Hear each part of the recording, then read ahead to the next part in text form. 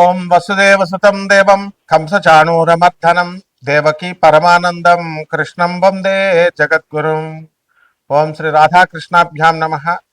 కృష్ణం వందే జగద్గురుం, అర్జునం వందే జగదేక వీరం. మనకి ఆ గురుగ్రహం అందరూ కూడా ఏమని చెప్తారంటే, గురుగ్రహం కనుక నీకు బాగున్నట్లయితే నీవు సంచుల కొద్దీ డబ్బులు వస్తాయి, లేకపోతే క్వింటాళ్ళ కొద్దీ బంగారం వస్తుందని చెబుతూ ఉంటారు. మీరు కూడా ఆనందంగా వింటూ ఉంటారు. కానీ గురుగ్రహము ఏ విధమైనటువంటి సంపదలని కూడా మీరు కోరుకున్న రేంజ్లో ఇవ్వదు. మీ నాన్న మీకు ఆస్తి ఇస్తాడు, ఎప్పుడు ఆయన చచ్చిపోయేటప్పుడు ఇస్తాడు. ఆయన బ్రతికుండగా చిన్నప్పుడు నీకు ఒక 100 రూపాయలు, మహా అయితే ఒక 500 డైలీ ఖర్చులకు ఇస్తాడు. ఆ విధంగా గురుగ్రహం ఏం చేస్తుందంటే ముందు నీకు బుద్ధి బలాన్ని ఇస్తుంది. అంతే తప్ప ఇట్లా సొల్లు కబుర్లు చెప్పేటటువంటి పండితులు అవనియండి, సొల్లు కబుర్లు చెప్పేటటువంటి జ్యోతిష్కులు అవనియండి, వీళ్ళని ఎట్టి పరిస్థితుల్లో వీళ్ళని రాహు కబళించినప్పుడు, కలిపురుషుడు దూరేసినప్పుడు అవతల వాళ్ళని ప్రలోభ పెట్టడానికి చెప్తూ ఉంటారు. ఇది గురువు యొక్క పని కాదు. వాళ్ళకే ఫస్ట్ గురువు అనుగ్రహం లేదంటూ ఇలా చెప్తున్నటువంటి వాళ్ళు. అటువంటి వాళ్ళ మాటలు వింటే మీకేమొస్తుంది అనుగ్రహం? కాబట్టి మన దేవతల గురువు అయినటువంటి బృహస్పతి ఎప్పుడూ కూడా మీకు చక్కటి ఆలోచన విధానాన్ని, నిజాయితీని, ఆ తర్వాత చక్కగా మీరు రుజుమార్గంలో వెళ్ళేటటువంటి విధానాన్ని ఇస్తారు. ఇప్పుడు మంగళికి డబ్బులు ఇచ్చారంటూ మంగళిని బ్యాడ్ పాపులర్ చేశారు. ఆమె తీసుకుందో లేదో తర్వాత సంగతి, ఆమె ప్రమేయం ఉందో లేదో తర్వాత సంగతి. ఆమె పేరు చెప్పి మరి డబల్ మీకు డబ్బులు వస్తాయి, సిమెంట్ ఫ్యాక్టరీ కడుతుంది, పబ్బు పెడుతుంది అన్నప్పుడు మీకు బుద్ధి ఉండాలిగా. నేను సిమెంట్ ఫ్యాక్టరీ అంటే అంత ఈజీయా పెట్టడం? అందువలన భూపతి రాజు, వెంకటపతి రాజు, డాక్టర్ బివి రాజు గారు పెట్టారు రాశి సిమెంట్, విష్ణు సిమెంట్. విష్ణువర్ధన్ రాజు వాళ్ళ కొడుకు నడుపుతున్నాడు ఇప్పుడు భీమవరంలో. ఆయన ఎంత కష్టాలు పెడితే అది పెట్టారో నేను దగ్గరుండి ఆయన్ని చూశాను. డాక్టర్ బివి రాజు కాలేజెస్కి మేము వెళ్తూ ఉంటాం. అలాగే మా తాతయ్య గారు డాక్టర్ ముల్లపూడి హరిశ్చంద్ర ప్రసాద్ గారు ఆంధ్ర షుగర్ ఫ్యాక్టరీ పెట్టడం ఎంత కష్టం? అంత ఈజీనా? లైసెన్సులు రావడానికి ఢిల్లీ నుంచి కళ్ళంట నీళ్లు పెట్టుకొని, అరే నా బామ్మరిది బోళపులరామే మాట విన్నాను, నేను విని అనవసరంగా ఈ ఇండస్ట్రీ రూట్లోకి దిగానేమో, నా పొలాలు నేను చూసుకోక అని ఆయన ఎంత ఇదయ్యారో మాకు తెలుసు. కాబట్టి మరి మీరంతా దురాశకి ఇస్తారు డబ్బులు. దీన్ని రాహు యొక్క ఎఫెక్ట్ అది. ఒక పనికిమాలిన జ్యోతిష్కుడు సంచుల కొద్దీ డబ్బులు వస్తాయి, సంచులు కట్ల కొద్దీ బంగారం వస్తుందంటే ఎలా నమ్ముతున్నారా మీరు? కష్టపడాలి, బాగా చదవాలి, మీ అమ్మ చెప్పిన మాట వినాలి. మీ నాన్న నేను పడ్డ కష్టాలు నువ్వు పడకూడదురా అని చెప్పేసి పాపం నేను బిజినెస్లో చిన్న చిన్న అబద్ధాలు, చిన్న చిన్న మోసాలు చేసి నేను కుటుంబ పోషణ చేయాల్సిన దుస్థితి మా నాన్న మాట నేను వినకపోవడం వల్ల నాకు ఈ పరిస్థితి వచ్చింది. నువ్వు ఆ పరిస్థితి తెచ్చుకోక నాయన, చదువుకోరా బాబు అని చెప్తాడు. అంతేగాని నువ్వు వేసుకొచ్చాయి, బ్యాంకులు దోపిడీ చేసుకొచ్చాయి, ఈ దొంగిలించుకొచ్చాయి అని తండ్రి చెప్పడు. కాబట్టి ఇదంతా కూడా ఆ గురువు పక్కన రాహుగాళ్ళు ఇలాంటి వాళ్ళు ఉంటారన్నమాట. వాళ్ళే ఈ కపట జ్యోతిష్కులు, కపట గురువులు అన్నమాట. ఎవరైనా సరే స్వామి వివేకానంద అది ఫాలో అవుతారా? స్వామి వివేకానంద ఎప్పుడైనా ఇలా చెప్పాడా మీకు? రామకృష్ణ పరమహంస, స్వామి వివేకానంద, ప్రభాత్ రంజన్ సర్కార్, ఆ తర్వాత చక్కగా మన ఆదిశంకరాచార్యులు వారు, రామానుజాచార్యులు వారు, రమణ మహర్షులు వారు ఎప్పుడన్నా ఇలా చెప్పారా? మరి ఇప్పుడున్న స్వామీజీలు నా దగ్గరికి వచ్చేయి, పూజ చేసుకో, కోట్లు వచ్చేస్తాయి, గోశాల పెట్టా నీకు మోక్షం డైరెక్ట్ ఇచ్చేస్తా, ఈ ప్రవచనకారులు ఇలా చెప్పేటటువంటి వాళ్ళు. లేకపోతే గోశాల అంటాడు ఒకడేమో గుళ్ళు కట్టానంటాడు, ఒకడు కాశీలో పెట్టానంటాడు. ఉన్న స్వామి వివేకానంద అనాథ శరణాలయాల్లో, ఈ యొక్క ఆర్ఫనేజెస్ లో, ఓల్డేజ్ హోమ్లకు మీరు ఇవ్వచ్చు కదా. ఉన్న వాటికి ఇవ్వరు వీళ్ళు కొత్తగా పెడతారు వీళ్ళ బ్రాండ్తో, పనికి మాలిన వాళ్ళు. కాబట్టి స్వామి వివేకానంద ఇటువంటి జగద్గురువుల యొక్క ఆశీస్సులను తీసుకొస్తుందన్నమాట ఈ గురుగ్రహం. కాబట్టి మనకి కోటాను కోట్లు కావాలి, దురాశతో వెళ్ళేటటువంటి వాడు ఎప్పుడూ బాగుపడ్డు. రజనీకాంత్ ఏ సినిమాలో చెప్తాడు? నరసింహ, నీది కాంతి నీ దగ్గరికి రాదు, నీదైంది నిన్ను వదిలి ఎప్పటికీ పోదు. నువ్వు ప్రయత్నించకపోయినా నీ దగ్గరికే వస్తుంది. ఇది సిద్ధాంతం నరసింహ. కాబట్టి చక్కగా ఆ గురుగ్రహం మనకి 19వ తారీఖు ఏప్రిల్ నెలలో స్వక్షేత్రగతుడు అవుతున్నాడు శుక్రగ్రహం. అలాగే మనకి ఈ యొక్క గురుడు కర్కాటక రాశిలోకి 2 జూన్ తర్వాత రాబోతున్నాడు. 31 అక్టోబర్ 2026 వరకు కూడా మనకి ఈ యొక్క కర్కాటక రాశిలో ఉండడం జరుగుతుంది. ఆ తర్వాత సింహరాశిలోకి ప్రవేశం చేస్తాడు 31వ తేదీ అక్టోబర్ నెల 2026 సంవత్సరం నుంచి. అలాగే ఈ యొక్క బుధగ్రహాన్ని మనం చూసుకున్నప్పుడు మనకి బుధగ్రహము 30 ఏప్రిల్ 2026 సంవత్సరం తర్వాత ఈ యొక్క బుధుడు మేషరాశి ప్రవేశం చేస్తాడు.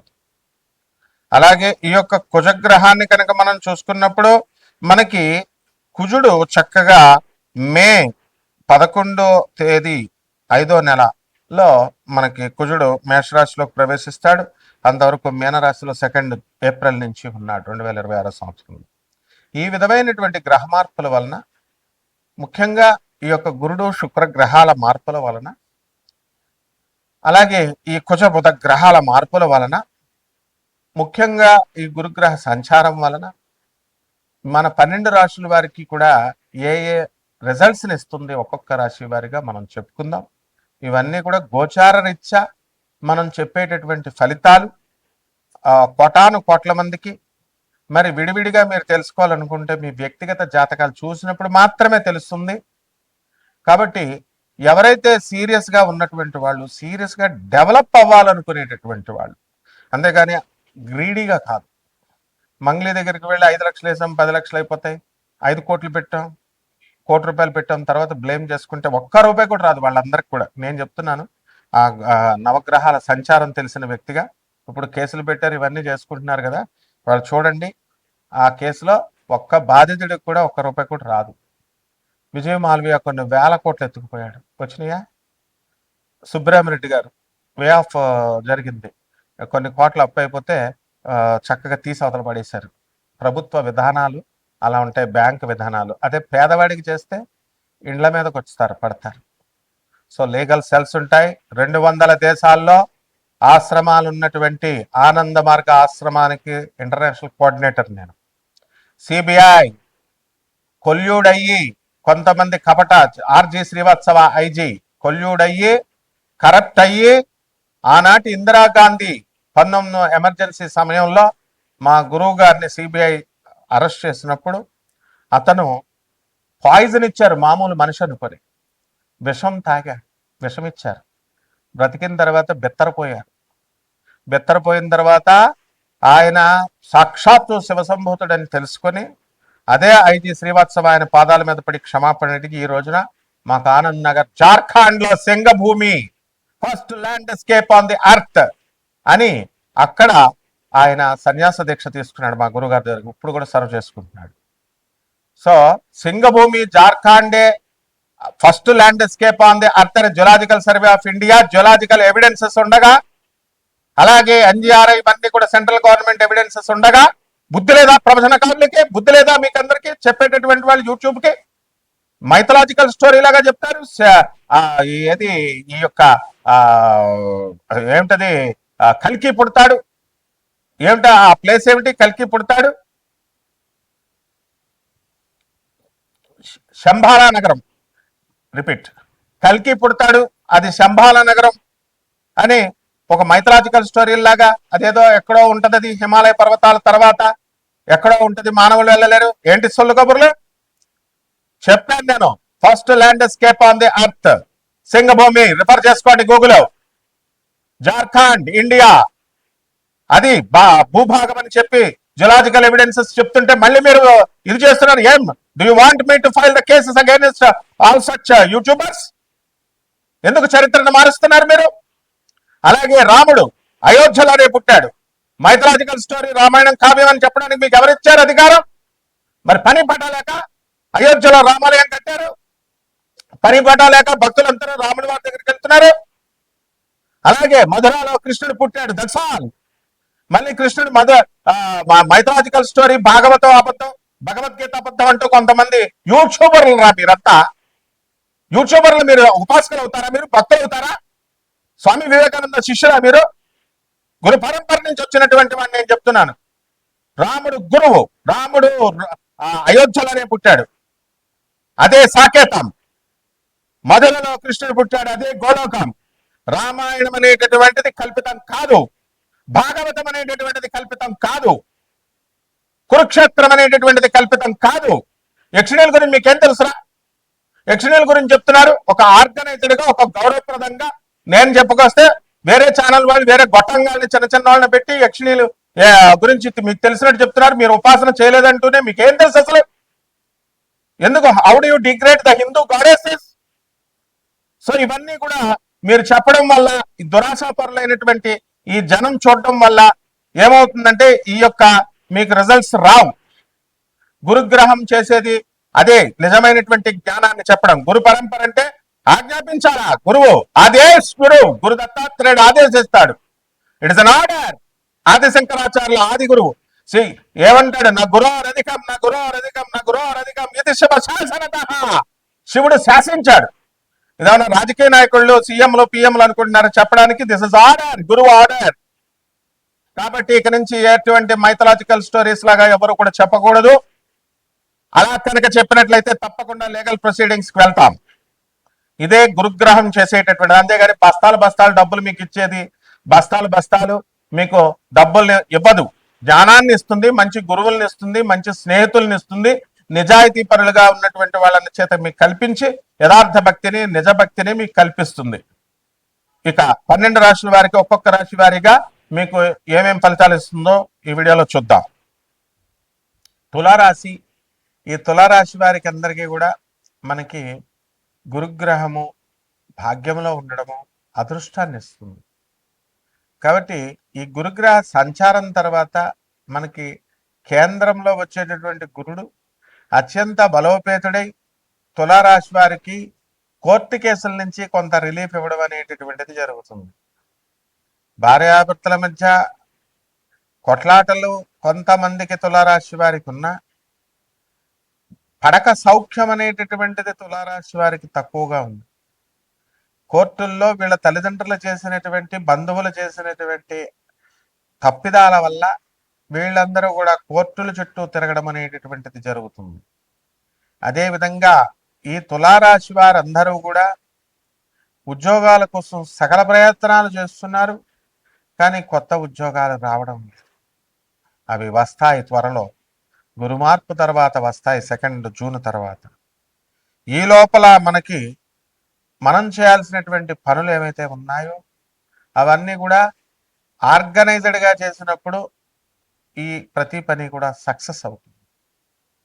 ఈ రాశి వారందరూ కూడా ఎన్నో రకాల వ్యాపారాలు చేయాలని ప్రయత్నాలు చేస్తున్నారు, సంపద బాగా పెంచాలని. అయితే పంచమంలో ఉన్నటువంటి రాహుగ్రహ ప్రభావం వలన వీళ్ళకి సంతానం నుంచి అనేకమైనటువంటి సమస్యలు వీళ్ళకి రావడం జరుగుతుంది. పిల్లల చదువుల విషయంలో చదవకపోవడం సరిగ్గా, ఇవన్నీ. అలాగే షష్ఠ స్థితిగతుడైనటువంటి ఈ యొక్క శని, కుజ, బుధ గ్రహాల ప్రభావాల వలన మీకు మీ కమ్యూనికేషన్ గ్యాప్ల వల్ల మరి మిత్రుల మధ్య, పరివారాల మధ్య, బంధువుల మధ్య మీకు ఇవన్నీ కూడా డిస్టెన్స్ అనేటటువంటిది పెరిగింది. అలాగే ల్యాండ్ వాల్యూలు పెరిగి చక్కగా భూములన్నీ కూడా మంచి రేట్లలో మీరు అమ్మడము, మంచి లాభాలు రావడం అనేటటువంటివి జరుగుతాయి. అలాగే ఈ రాశి వారికి శని కుజుల ప్రభావాల వలన యాక్సిడెంట్లు జరగడానికి అవకాశాలు ఉన్నాయి. కాబట్టి జాగ్రత్తగా అవసరమైతే తప్ప ప్రయాణాలు చేయకూడదు. అదేవిధంగా ఈ యొక్క కుజబుధుల యొక్క ప్రభావం వలన మోకాళ్ళ నొప్పులు రావడానికి అవకాశాలు అధికంగా ఉన్నాయి. శస్త్రచికిత్సలు ఇవన్నీ కూడా జరగడానికి అవకాశాలు ఉన్నాయి. కాబట్టి ఎండాకాలం అసలే, ఎండ వేడికి వీళ్ళందరూ కూడా, రవి మేషరాశిలో ఉన్నాడు, తలనొప్పులు ఇవన్నీ కూడా రావడానికి అవకాశాలు ఉన్నాయి. మీ భర్త అనారోగ్యంతో బాధపడేటటువంటి వాళ్ళకి ఇప్పుడు కాస్త రిలీఫ్ రావడానికి అవకాశాలు ఉన్నాయి. చాలా మందికి పార్కిన్సన్ వ్యాధితో భర్తలు, అటువంటి సమానమైనటువంటి వ్యాధులతో భర్తల్ని హాస్పిటల్కి తీసుకెళ్తూ పాపం భార్యలు చాలా కష్టపడాల్సినటువంటి పరిస్థితుల్లో ఉన్నటువంటి వాళ్ళు, వీళ్ళకి కాస్త భర్తలకు కొంచెం తగ్గడం వల్ల కాస్త రిలీఫ్ అనేటటువంటిది దొరుకుతుంది. అప్రయత్నంగా మీకు సడన్ సర్ప్రైజ్ లాగా మీకు ప్రభుత్వ సంస్థల్లో కానీ లేకపోతే సాఫ్ట్వేర్ కార్పొరేట్ రంగాలలో మీకు ఉద్యోగాలు రావడం మిమ్మల్ని విస్మయానికి గురి చేస్తుంది. కాబట్టి ఈ తులారాశి రైతులందరూ కూడా కాస్త ఇంకా ఇంప్రూవ్ చేసుకోవాల్సినటువంటి అవసరం ఉంది. లాభాలు అంతగా రావు. మరి ఈ యొక్క మిలిటరీ పోలీస్ డిపార్ట్మెంట్స్లో పనిచేస్తున్నటువంటి వాళ్ళందరికీ కూడా ప్రమోషన్స్ రావడానికి అవకాశాలు ఉన్నాయి. ఇక పరిహారాల దగ్గరికి వచ్చేసరికి రాహు జపం చేయండి, రాహు స్తోత్రాలు చదవండి, రాహుకి కిలోంపావు మినుముల్ని ఆవుపేడ రంగు ఉన్నటువంటి వస్త్రాలనిచ్చి పేద బ్రాహ్మణులకి శనివారం నాడు ఉదయం 8 గంటలకి దానం చేసుకోండి. దుర్గాదేవి యొక్క ఆరాధన, దుర్గాదేవి యొక్క మంత్ర జపము, ఆమె యొక్క కుంకుమార్చన చేయడం ద్వారా బ్రహ్మాండంగా ఉంటుంది. శుభమస్తు.